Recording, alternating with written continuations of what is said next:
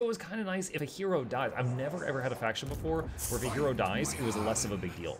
Because of these guys, if your hero dies, you just go over here and you replace it instantly. However, the cap for heroes, it was a major pain raising that cap. The way you did it is you went to research, and after you did one of these like 15-turn researches, there was a one more prince, one more priest, one more necrotect. So every time you did a 15-turn research, you could do one turn, one turn, one turn, and pay, and you could raise the cap by 1. Additionally, you could also raise the cap with these, which was a very costly. And because it was so costly, you didn't have a lot of duplicate heroes in an army. Like right this second, for example, Arkhan's army has 1 Lich Priest and 1 Necrotect. Same with Bone Lord. This guy has 1 of each. And these 2 armies don't have any. And it really hurts not having a Lich... Because there's no duplicates, that means that you're only going to take the essentials. And when I make a Lich Priest, you can choose Dark Death Magic, Light Magic, or Nehekara Magic. However, Nehekara Magic is the one that heals all the undead on the battlefield. Why would I ever pick a Light or Death when I don't even have enough for every army when heal all undead on the battlefield is an option? The only time I can think that I might is if I was doing a full Construct army, because Construct are not undead, but still, this guy heals the heroes too. But it was like, I could not imagine ever picking Light or Death when this was the whole army. Like, in an ideal world, I would have loved to have had one of these and also a Death one in each army, but I just couldn't. I didn't, like, I have 6 armies, like 5 or 6 armies now, and I have 4 heroes. I couldn't even get a healer in every army. So, and that was kind of a bummer. The Necrotechs they're really stupid looking, but they were kind of cool with the way that they worked. Because the Necrotech, you could choose right here, do I want to have more of the Necropolis Knights, more of the Scorpions, or more of the Ushabti?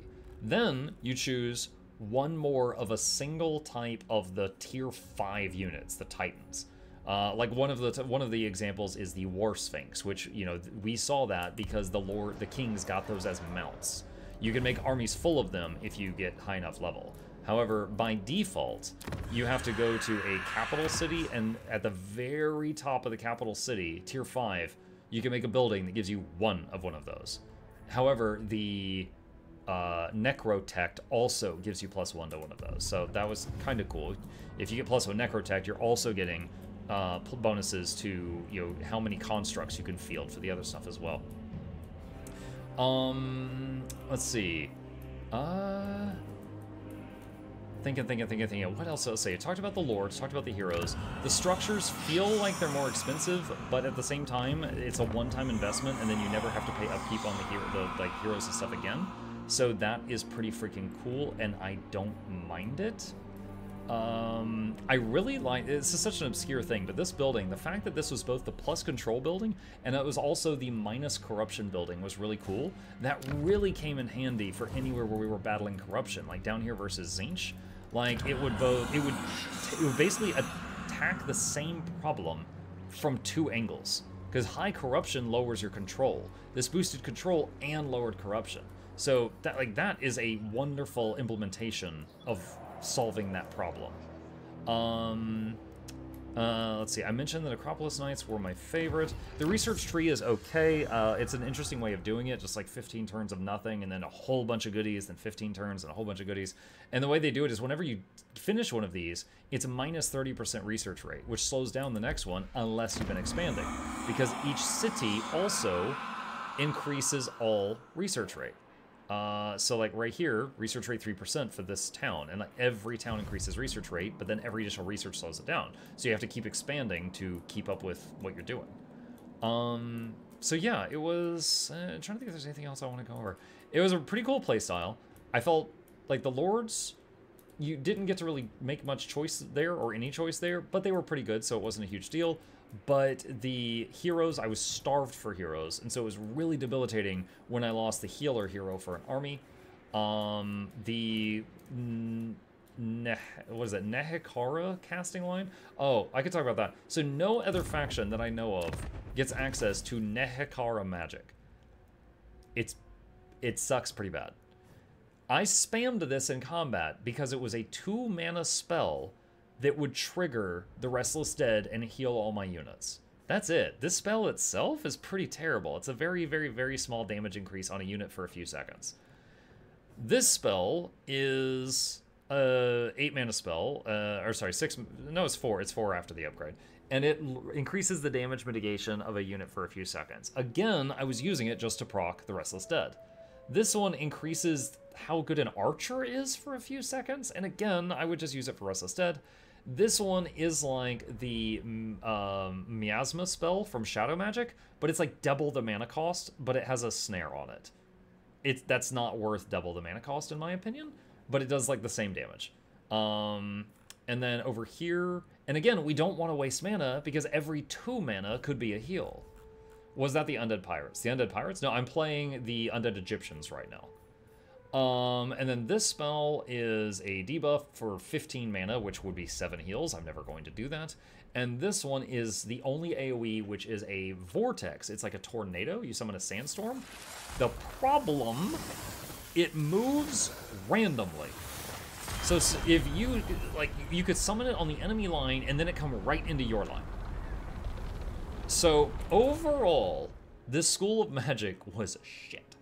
But for that, the only thing was this: you had a 2-mana spell that would constantly reactivate this passive, doing a little bit of heal over time on all your units. And it was a really good heal over time, not because of the amount, but because if those units were full health, it would actually bring dead ones back to life. The overhealing would kick in, which, like, Life Magic doesn't do that.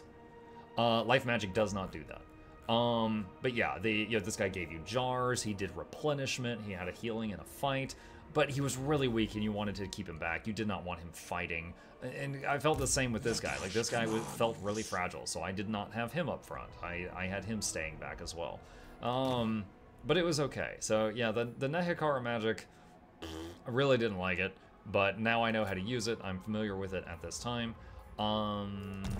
Let's see. Anything else? Anything else? The Ushabti were kind of cool. They weren't amazing, they were kind of cool. Like, the Ushabti archers, the fact that their arrows were so strong they could shoot down buildings and shoot through walls was an eye-opening experience. That was really neat. Thinking if there was any other items.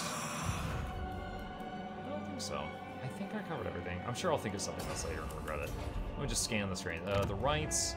Casket, you could get Casket of Souls on like turn 3 or something. This was such a powerful early game thing. 440 range, 863 damage, 20 shots. This was such a powerful siege item. That was pretty cool. This whole system was pretty neat. I largely got just that. I would get more armies, and then I kept getting Armor of Eternity because it was decent mitigation and regeneration. That's really freaking nice. There was also, I never made it, but there was a regen item here too, Ouroboros. Because I didn't have the right buildings for it, but this is pretty neat as well. I didn't make much of the rest of the area, just because it was tough justifying using these jars on equipment when you also use those jars to get whole additional armies right here. So that was that. But the crafting system was pretty neat. Diplomacy, in this playthrough, we weren't able to keep any allies. In my other playthrough with Cetra, I was able to keep some, so I guess I just did better that time. Again, I did some mistake at some point, I'm sure. I don't know what it does that made my reliability low. I don't know what it was, but no one trusts me anymore. Like, maybe I broke a treaty while it was still in effect, and I didn't realize I did that. I usually talk about location. It's not bad. Usually I hate these big open areas, but these guys seem to kind of excel at that. So it's okay. Also, I didn't get any of the books. I know I got one book of Nagash.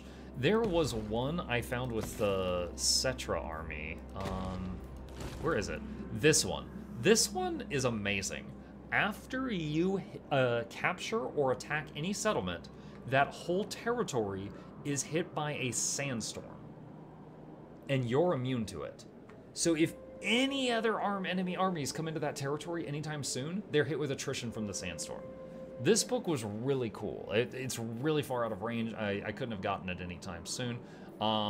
There's a few other interesting books here, but that one implemented a whole new mechanic that was pretty interesting.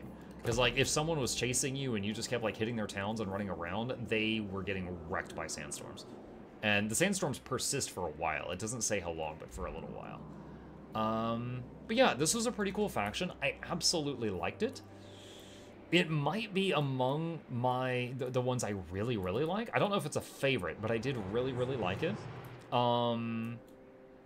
Yeah, I think that's it. It feels very much chained to the fact that they have to expand. Like, for example, in one capital city, if I make this building, I'm allowed to have 1 Necropolis Knight with halberds and 2 Necropolis Knights with shields. So I would have to get 6 capital cities. So that'd be like, if we're talking full provinces, like 18 towns, all with this building in the capital to get 1 full army of these guys. So you're very much limited to that. But the fact that you could just constantly fill up with trash troops and there's no cost for that is pretty sweet. It's pretty amazing. Okay, I think I've rambled about the Tomb Knights enough. Awesome faction. I'm dabbling with the other leaders of this faction in my other playthroughs in single player. Absolutely going to tinker with this some more, but for the purposes of this playthrough where we wanted to learn the ropes, I think I have successfully done that, and I am going to save it here in case I ever want to come back next time.